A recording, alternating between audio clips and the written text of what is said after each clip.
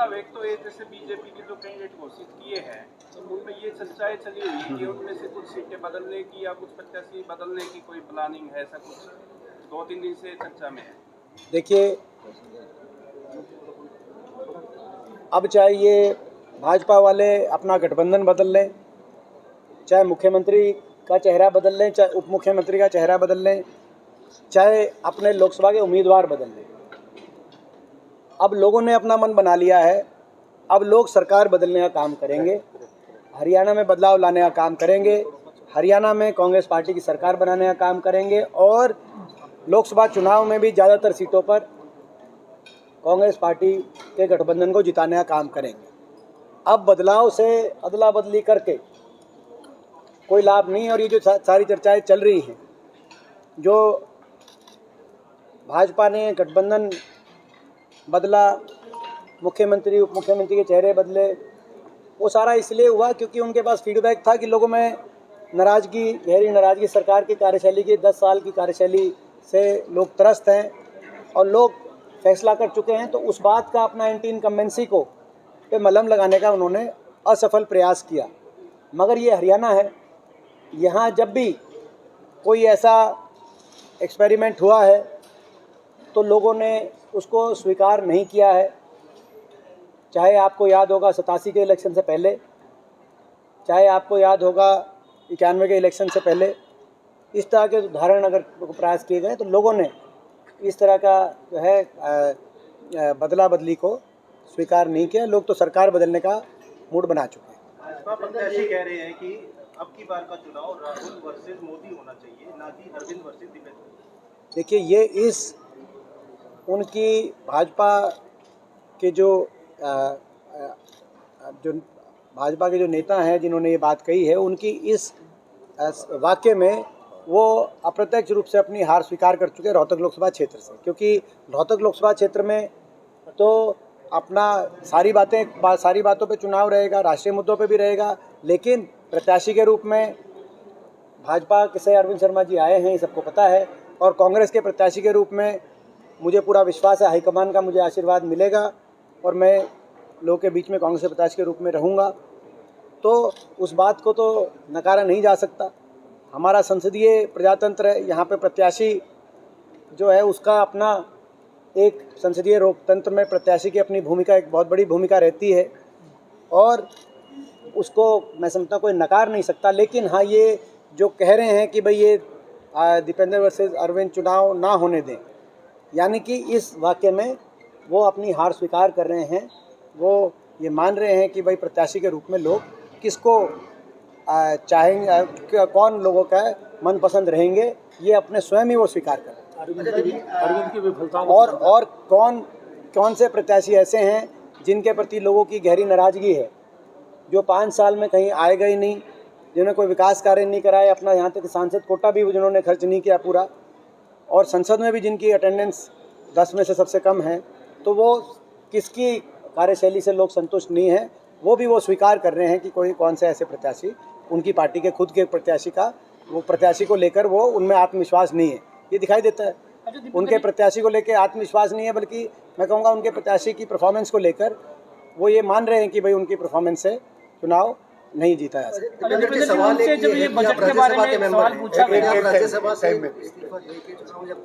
देखिए, आपने देखा कि भाजपा ने एक फैसला लिया कि जितने भी केंद्रीय मंत्री हैं, पीयूष गोयल जी, भूपेंद्र यादव, जितने भी केंद्रीय मंत्री राज्यसभा में लगभग सभी को भाजपा ने राज्यसभा के सारे अपने सांसदों को और सारे केंद्रीय मंत्रियों को लोकसभा में उतारा 400 पार का नारा देकर।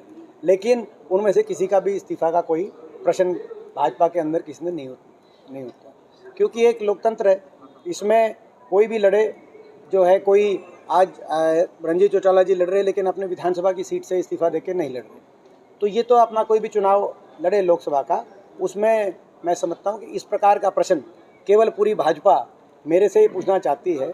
लेकिन उनके सारा कैबिनेट, आधी से ज़्यादा कैबिनेट उनकी केंद्र की कैबिनेट राज्यसभा में है, उनके 3-3, 4-4 साल के टर्म बचे, अब तो 1.5 साल का टर्म बचा है, तो उस समय उसके बावजूद जो है उनमें से किसी ने उनके लिए ना तो इस्तीफा दिया, ना प्रश्न किसी ने उन पर उठाने का काम किया। और यहाँ तक कि जिनका जो है विधानसभा का 2 महीने का कार्यकाल बचा है, 3 महीने का, उनके भी जो है त्याग पत्र पे जो रणजीत चौटाला जी हैं उन पे भी क्या प्रश्न चल रहे हैं प्रदेश में, आप देखें। इंग्लिश पेपर में खबर छपी है 25 बड़े चेहरों ने बीजेपी का दामन थामा और ईडी ने जो पहले कार्रवाई की, बाद में 23 को क्लीन चिट मिल गई। कैसे देखते हैं? मैं दांगी साहब इसमें ये देखना चाहता हूँ कि वो जो 2 को नहीं मिली उनको भी मिल जाएगी, ऐसा आपको पता है? क्योंकि ये तो आज के दिन एक स्थिति ऐसी बन गई देश में।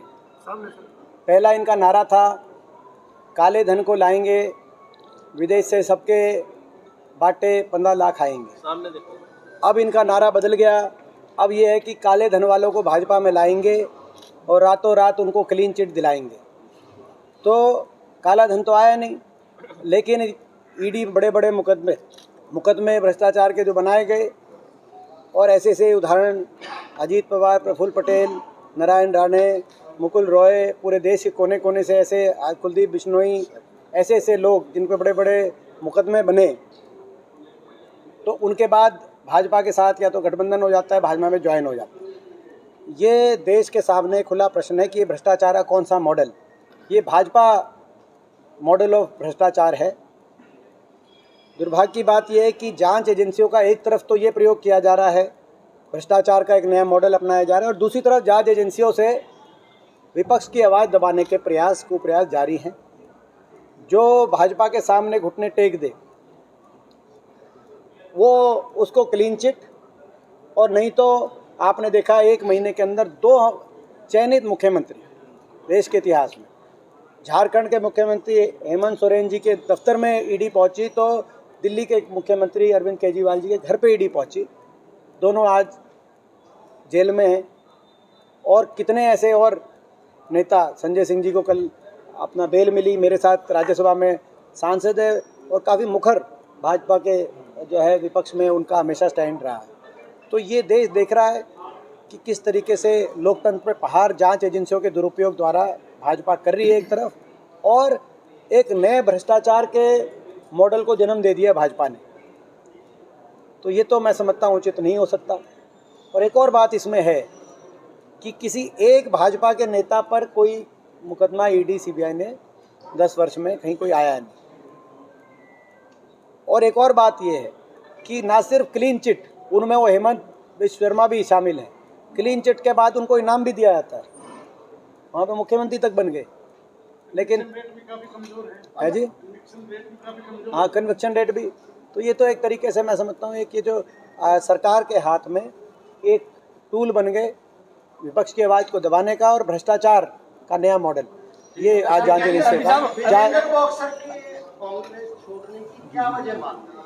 देखिए वो तो वही बताएंगे। इसमें जो है ये चुनावी सीज़न है, चुनावी सीज़न में बहुत लोग जो है आ रहे हैं, बहुत लोग जा रहे हैं, बहुत लोग ज्वाइन करेंगे, बहुत लोग किसी और पार्टी को ज्वाइन करेंगे। विजेंद्र जो हैं वो अपना कहते हैं हरियाणा पृष्ठभूमि जरूर थे, लेकिन वो दिल्ली से चुनाव लड़े थे। आपने देखा पिछले दिनों में भाजपा के एक मौजूदा सांसद भी हिसार से कांग्रेस पार्टी भी ज्वाइन उन्होंने करी, मगर जो कांग्रेस में ज्वाइन करते हैं उतनी बड़ी खबर नहीं बन पाती। आप लोग तो उस बात को चलाते हैं, लेकिन जो देश की मीडिया है वो, मैं देश की मीडिया के चैनल्स की बात कर रहा हूँ। मौजूदा सांसद जो थे भाजपा के, वो जब ज्वाइन करा उन्होंने हरियाणा में, वो इतनी बड़ी किसी चैनल में खबर नहीं चल पाई देश में। लेकिन जो विजेंद्र हैं उनका पिछला चुनाव आप देखो उसका क्या उनकी परफॉर्मेंस रही, दिल्ली से परफॉर्मेंस उनकी रही नहीं, मैं कहना नहीं चाहता, लेकिन वो जब ज्वाइन करे तो बड़ी ज़्यादा खबर है। तो ये दोहरा मापदंड नहीं होना चाहिए। हरियाणा के अंदर एक बात निश्चित है, हरियाणा के अंदर पिछले 1.5 वर्ष में कांग्रेस पार्टी में 36 पूर्व विधायक, पूर्व मंत्री और यहाँ तक कि पूर्व सांसद और अब मौजूदा सांसद भी 36 भाजपा जजपा से कांग्रेस पार्टी में हरियाणा के अंदर शामिल हुए। ये एक बड़ा ये आंकड़ा है। और कांग्रेस से कोई एक आधा उदाहरण आपको मिल सकता है। अभी रिसेंटली अर्जुन सिंह जी हमारे पूर्व विधायक जगाधरी के, वो भी जो है ज्वाइन हुए हैं कुछ दिन पहले। भूम सिंह राणा जी ज्वाइन हुए हैं नारायणगढ़ से। तो कांग्रेस में ज्वाइनिंग का क्रम जो है लंबा हरियाणा के अंदर है। ये हरियाणा की धरातल आपको बता रहा है कि हरियाणा में पूरे हरियाणा के एक एक छोर से और हर वर्ग से जो सारे जो ये नेतृत्व है जो भाजपा छोड़कर, सत्ता छोड़कर, जजपा छोड़कर जो कांग्रेस में शामिल हुए हैं, ये आपको ये दर्शाता है कि हरियाणा में धरातल में परिवर्तन की गूंज आ रही है। अच्छा दीपेंद्र जी, आपने सांसद कोटे की बात की थी। ये कह रहे थे कि कांग्रेस उनको मथुरा से लड़ाना चाहती थी, लेकिन वो हरियाणा से चाहती। वो उनका विषय है, मगर जो है इस पर जो मैंने कहना था दीपक, वो उनका विषय है। अच्छा, आपने सांसद बजट की बात की थी, लेकिन उसमें अरविंद शर्मा तो ये कह रहे हैं कि एक सांसद होकर वो झूठ बोल रहे हैं, उनको सही आंकड़ों का पता नहीं, या तो सही आंकड़े। देखिए, ये संसद की वेबसाइट पर प्रकाशित आंकड़े होते हैं, और ये देश के प्रमुख अखबार, मैं अखबार का नाम इसलिए नहीं लूँगा कि यहाँ पे तमाम अखबारों के लोग यहाँ पे उपस्थित हैं, मैं एक अखबार का नाम लूँगा, दूसरा नहीं, आपकी मेरी खबर नहीं छापे, लेकिन हाँ चलो आपको तो पता है, तो उस द्वारा प्रकाशित ये खबर, और केवल वही नहीं, बाकी भी अखबारों ने इसकी खबर को अपना फिर अलग अलग रूप से छापा, तो उसके, और ये संसद की वेबसाइट पे अवेलेबल रहती है, अटेंडेंस भी रहती है। अब अभी जाके आप चेक करें किसकी क्या अटेंडेंस रही, क्वेश्चंस किसने क्या पूछे, और MP लैड कितना क्या खर्च किया। तो ये अपना, अगर इनको कोई बात है तो आप ये संसद में जाके अपना उसको आंकड़ों को ठीक कराएं। अगर आंकड़े को गलत, संसद में जाएं, लोकसभा अध्यक्ष के पास जाएं, वहाँ अपना सारे सही आंकड़ों को अपना परिचय दें और वहाँ पे ठीक कराएं। और हमसे तो क्या बहस करेंगे ये। मैं तो उन्हीं आंकड़ों का उल्लेख जो पहले अखबारों में प्रकाशित हुए, उसके बाद हमें भी उनकी जानकारी मिली और उनका उल्लेख मैं आप लोग के बीच में कर रहा हूँ। यदि भाजपा उम्मीदवार को उन आंकड़ों में कोई त्रुटि दिखती है तो अपने लोकसभा अध्यक्ष के पास जाएं और उन आंकड़ों को वहीं पे अपना एप्लीकेशन दे ठीक कराने की। वो ठीक कराएं नहीं कराएं, क्या कोई किसकी बात सही है वो फैसला करें। MP साहब, JJP और इन लोगों को आप इस लोकसभा चुनाव में कहाँ देखते हैं? मगर ये बात सही है, एक और बात मैं कहूँ, ये बात ठीक है कि भाई आंकड़े जो है चलो उन्होंने दिए, लेकिन लोगों को भी हकीकत पता है। एक और चीज़ है, लोगों को भी हकीकत पता है। 5 साल उनका आवागमन हमारे हल्के में नहीं रहा। लोकसभा क्षेत्र एक एक गाँव में मैं जाता हूँ, मैं एक एक शहर, एक कॉलोनी में जाता हूँ, वो 5 साल में वो आए गए नहीं, इसको डिनाई नहीं कर सकते। वो केवल जो इनकी पार्टी के औपचारिक प्रोग्राम थे उनमें आते थे, मगर कहीं इन्होंने धन्यवादी दौरा भी 5 साल में एक एक जगह जो करना चाहिए था एक एक जगह जाके नहीं किया। दूसरा, हाँ, और इस बात को वो खुद भी स्वीकार कर रहे हैं अपने, उनके आप बयान देखेंगे तो स्वीकार कर रहे हैं कि मैं नहीं आ पाया, इन 5 साल में मैं उतने अच्छे से नहीं जा पाया, मैं आगे जाएंगे, वो खुद ही कह रहे हैं इस बात। तो वो तो बात, अच्छा ये बात बिल्कुल स्पष्ट रूप से, अच्छा ये भी है। अब हमें ये नहीं समझ में आता, बहुत जगह ये बातें हमारे सामने आ रही है कि वो गए नहीं, लेकिन लोग उनसे मिले, उन्होंने हाँ भरी ग्रांट की, वो ग्रांट भी नहीं पहुँची। ये एक और मैं आपको बता रहा हूँ, ना सिर्फ उन्होंने खर्च नहीं किए, लेकिन जहाँ उन्होंने आश्वासन दिया वहाँ वो ग्रांट नहीं पहुँची। तो ये कहाँ उनकी कार्यशैली में चूक रही, इस पर उनको आत्ममंथन करना चाहिए। अच्छा दीपेंद्र जी, एक करनाल को भरोसा किया उनके ऊपर, फिर से टिकट दे। देखिए, ये रोहतक की सीट, आपने शायद जब इनका गठबंधन टूटा था धीरेन्द्र जी, तो आपने देखा होगा कि ये बात भाजपा ने भी कोई मन से उनको नहीं उतारा है, ना वो खुद मन से आए हैं यहाँ। सब जानते हैं कि उनका मन कौन से लोकसभा क्षेत्र में है, मुझे बताने की ज़रूरत नहीं है। कहीं किसी और लोकसभा क्षेत्र में उनका मन पिछली बार भी था, इस बार भी शायद इसीलिए नहीं आए 5 साल वो। जब गठबंधन टूटा तो दुष्यंत चौटाला ने हिसार में अगले दिन ये कहा कि JP नड्डा जी ने उनको बुलाया और कहा कि हम रोहतक छोड़ते हैं जजपा के लिए, लेकिन जजपा वालों ने कहा कि हम रोहतक नहीं लड़ेंगे क्योंकि ये हारी हुई सीट है। उन्होंने गठबंधन ही छोड़ दिया रोहतक के नाम पे। तो भाजपा रोहतक छोड़ रही है जजपा के लिए, जजपा रोहतक छोड़ रही है भाजपा के लिए, मगर रोहतक के लोगों के आशीर्वाद को अंतिम जीवन की सांस तक दीपेंद्र नहीं छोड़ सकता, हम नहीं छोड़ सकते, ये फ़र्क है। इसीलिए ये मन से कोई ना तो भाजपा ने उतारा उनको, क्योंकि भाजपा तो मन से ही सीट ही छोड़ना चाह रही थी, यहाँ से लड़ना नहीं चाह रही थी, और ना ही कोई मन से वो अरविंद शर्मा जी स्वयं आए, क्योंकि मुझे आपको जो है, अब चलो इस बात का वो खंडन अवश्य करेंगे, उनका अधिकार भी है, मगर जो पब्लिक है, पब्लिक सब जानती है, उनका मन कहीं और था। अच्छा अभी साहब, एक सवाल उन्होंने एक और किया, उन्होंने कहा कि जो भी कारण बना, अब जो है जो भी कारण बना उसमें मैं तो नहीं जाऊंगा कि भाजपा का अंदरूनी फैसला था, लेकिन पहले तो भाजपा छोड़ रही थी सीट ही छोड़ रही थी, फिर JJP ने मना कर दिया, फिर शायद भाजपा बहुत से प्रत्याशियों को टेस्ट कर रही थी, लेकिन बहुत से प्रत्याशियों ने, शायद जो अखबारों में ही पढ़ता हूँ मैं खबर कि भाई बहुत से प्रत्याशियों ने शायद इच्छा नहीं जाहिर करी। उसके बाद मैं समझता हूँ इनको उतारा गया। तो ये अगर भाजपा का अंदरूनी फैसला है, इस पर ज़्यादा हम क्या इससे ज़्यादा बोलें। अच्छा, दीपेंद्र साहब अभय चौटाला 2 दिन पहले रोहतक में बड़ा गंभीर आरोप लगा है राजकुमार सैनी को लेकर। उन्होंने कहा कि भूपेंद्र सिंह हुड्डा से साठगांठ। देखो, ये स्पष्ट रूप से हुड्डा साहब बिल्कुल स्पष्ट कर चुके हैं, मैंने भी बिल्कुल स्पष्ट कर दी। जिन व्यक्ति का नाम लिया, उन्होंने कांग्रेस पार्टी को जो है में आने का उनका कोई प्रश्न नहीं उठता। कांग्रेस पार्टी में कोई जो है ज्वाइन करने का प्रश्न नहीं उठता। कांग्रेस की हमारी अपनी विचारधारा रही है, और आज जो है केंद्र के स्तर पे बहुत से कई पार्टियों के एक ग्रुप ने जो है इंडिया गठबंधन को एक केंद्र के स्तर पे जाके समर्थन दिया है, और इस प्रश्न का इतना ही उत्तर। अच्छा, करनाल को लेकर, करनाल उपचुनाव आप आम आदमी पार्टी के साथ मिलकर लड़ेंगे या फिर क्या? देखिए, इस बात पर औपचारिक बात नहीं हुई है दोनों पार्टियों की, क्योंकि हमारा तो गठबंधन लोकसभा चुनाव का था। लेकिन मैं समझता हूँ कि सकारात्मक दृष्टि से आपसी बातचीत करने का जो है करने की कोशिश प्रयास कांग्रेस पार्टी की तरफ से रहेगा। अरे दीपेंद्र जी, भाजपा के नेता एक और बात करते हैं करनाल को लेकर, क्योंकि करनाल में एक और बात यह आई कि कल ही ये क्लियर हुआ कि चुनाव होगा, क्योंकि बीच में इसका चुनाव भी थोड़ा सा संक्षेप था। अब चुनाव तो होगा लोकसभा विधानसभा करनाल का, तो इसमें जो रणनीति बनेगी उसका हम आपको बता देंगे।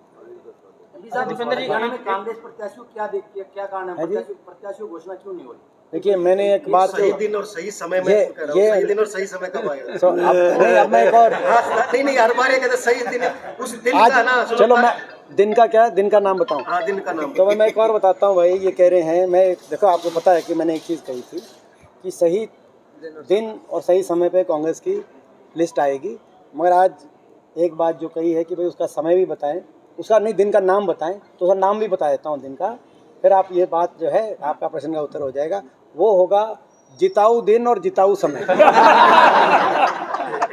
जिताऊ दिन और जिताऊ समय पे जिताऊ कैंडिडेट हमारे आएंगे, और कांग्रेस पार्टी के हम बिल्कुल अपनी रणनीति के तहत, हमारी रणनीति देखो, आप समझ सकते हैं कि नॉमिनेशन कब से है, लास्ट डेट का 6 तारीख का लास्ट। तो आप समझ सकते हैं भाई, हमारा संविधानिक 6 लास्ट है। हाँ, तो उससे पहले सही, सारा ही सही समय। तो हमारे तो जो कह रहे हैं लेट, भाजपा वाले जो लेट कह रहे हैं, तो लेट कहाँ से हुआ?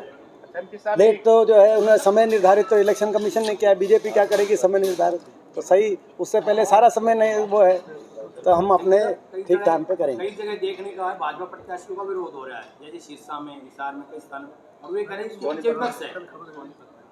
हाँ, पब्लिक देखो, ये मैंने आपको पहले कहा था। देखो, आज से 6 महीने पहले आप लोग जो है व्यक्तिगत रूप से जब मिलते थे, तब ये कहते थे कि एमपी साहब नीचे तो बढ़िया है, ऊपर एक सीट क्लियर है, बाकी देखो। आप लोग जब व्यक्तिगत रूप से मिलते थे तब ये, फिर धीरे धीरे बोला जी 2-3 पे कांग्रेस है, फिर अब कह रहे हैं जी जो है, कोई कह रहा है कि 5-6 पे है, कोई 7 बताता है, और मैं कह रहा हूँ जब हमारी लिस्ट आ जाएगी तो आप ये कहेंगे कि 10 की 10 सीट पे कांग्रेस गठबंधन जीतेगा।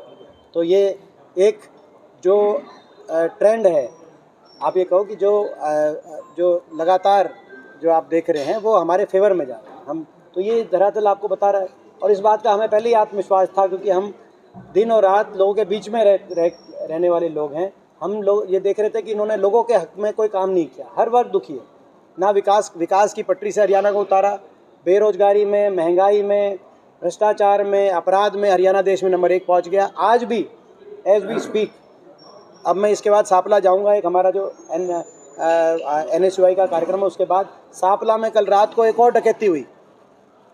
आपको पता है कि अपना का एक बेरहम रूप से डकैती हुई, और जो है कहते हैं एक व्यापारी का सरेआम, जैसे अभी थोड़े दिन पहले सीताराम हलवाई की हुई थी, दोबारा हुई। बेरी में आप जाके देखो कितने व्यापारी छोड़ गए बेरी, और अब आप देखो मतलब जो ये आप अनाज मंडी देखो रोहतक में कितनों को फिरौती मिली हुई है। मैंने यही बात बोली थी कि एक ही फ़र्क है, जो अब अफरा तफरी का माहौल बना है चौटाला राज में और अब बीजेपी भाजपा राज में, एक ही फ़र्क है। चौटाला राज में फिरौतियाँ आती थी जेलों से, अब फिरौतियाँ आ रही हैं विदेशों से, विदेशी नंबर से फिरौतियाँ आ रही हैं, फिरौती कॉल आ रहे हैं, और यहाँ पे गैंग बन गए दोबारा से। जिन गैंग्स का, जिन माफिया का जिन अपना सारे उनका गैंगस्टर्स का सफाया हुड्डा सरकार में जो है हुड्डा साहब द्वारा एक कहते हैं एक रणनीति के तहत उनका सफाया करके हरियाणा में अमन चैन शांति का वातावरण बनाया था अच्छे व्यापार का। आज वो अंडरएज शूटर्स के गैंग्स बन गए हरियाणा में, स्थिति है दिन दिहाड़े इस तरह की। तो आज लोग, हमने आपको पहले ही कहा था कि लोग धरातल पे इनसे निराश है, नाराज हैं, और ये बात अब ये भी स्वीकार कर रहे हैं इन्होंने। देखो अपना गठबंधन तोड़ा, अपने दोनों जो है चेहरे बदले, अब इनके जो चेहरे उतारे लोकसभा में उनको बदलने की बात आ रही है, तो ये खुद ही स्वीकार बात की जा रही है। तो हमें पूरा विश्वास है कि परिवर्तन होएगा।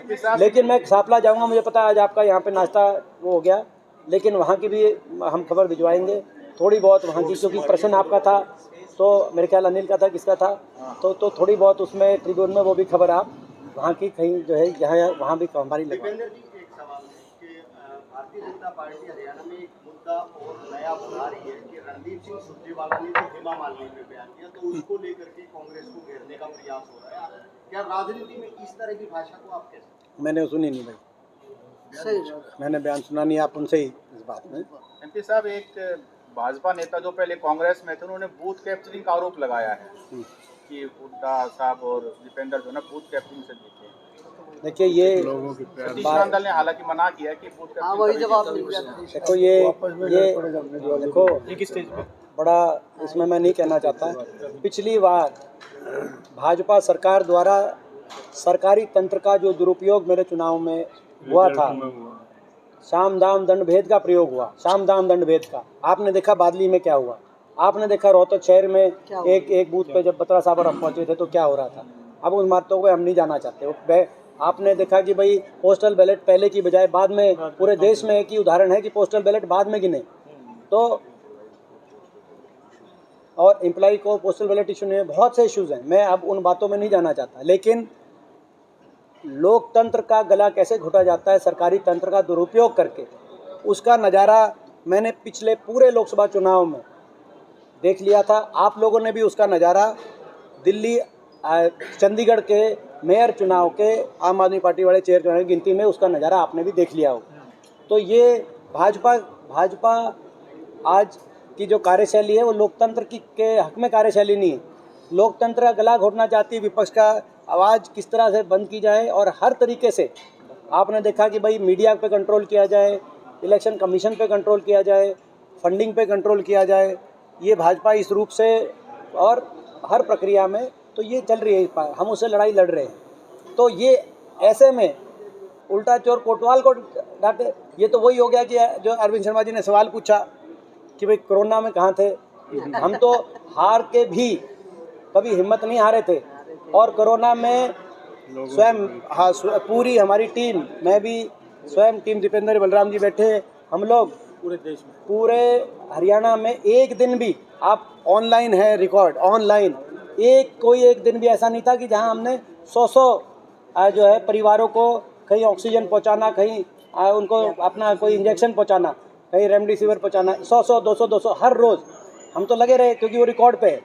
प्रश्न ये बनता है कि ये जीते हुए, सबसे बड़ा प्रश्न है जीता हुआ सांसद, जब सरकार आपकी नीचे भी और ऊपर भी, आप कहाँ थे? आपके तो गुमशुदा के पोस्टर लगे हुए थे, आपकी जिम्मेदारी होनी चाहिए थी। वही उसी तरह का प्रश्न ये भी हो गया कि भाई बीजेपी आज के दिन देश में इतनी ढिंगा मस्ती कर रही है और हमसे पूछ रही है कि भाई हम चुनाव, तो ये तो बड़ा जो है। धन्यवाद। Thank you. पार्टी की तरफ से होती है, उसके जो मीडिया एडवाइजर सरकारी खाते से तनख्वाह ले रहे हैं वो मौजूद रहते हैं मॉडल कोड ऑफ कंडक्ट। आज ये मॉडल कोड नहीं, विपक्ष चुप नहीं है, मैं तो खुल के कह रहा हूँ, मॉडल कोड ऑफ कंडक्ट के परखच्चे उड़ाए जा रहे हैं, धज्जियाँ उड़ाई जा रही हैं। जिस तरीके से भाजपा, आपने तो एक उदाहरण दिया, मैं तो कई उदाहरण दे सकता हूँ, रोहतक के अंदर भी मैं कई उदाहरण दे सकता हूँ। जिस तरीके से गांव में ग्रांट का जो भाजपा एक तरीके से जो कार्य कर रही है सरकार, जैसे बाई इलेक्शन में किया जाता है, अब जाके 10 साल तक तो याद नहीं किया, लेकिन अब जाके गांव में ग्रांट के लिए अपने वो कर रही है। आपने भी लेटर्स देखे होंगे, वो जो लेटर निकले, तो अपना चाहे अलग अलग चौपाड़ों के और ये वो, तो कहने का मतलब हमें फिर भी कोई, हम उसको जो है, हम जो है अपने कम से कम चलो अभी भी लोगों के काम हो जाए, हम तो उसमें भी अपना दिल बड़ा रखते हैं। नहीं, हमने लेकिन काम छोड़ ही नहीं रखा। लेकिन 10 साल तक इन्होंने क्यों नहीं किया, अब जो ये इनको करना पड़ रहा है, तो ये मॉडल कोड ऑफ कंडक्ट के जो है कि धजिया उड़ा के ये चल रही है, ये हम आज खुल के देवेंद्र जी आप बेशक से इसको छापना। प्रियंका गांधी ने आपके लिए रोड शो किया था, क्या इस बार भी नवनिर्वाचित सिंह को बुलाने की योजना है? ये मुझे जो है भाई जैसे आवश्यकता पड़ेगी, जहाँ जहाँ होगा हमारी पार्टी आपस में मिलके हम लोग प्रचार करेंगे, जो आपको जानकारी दे देंगे।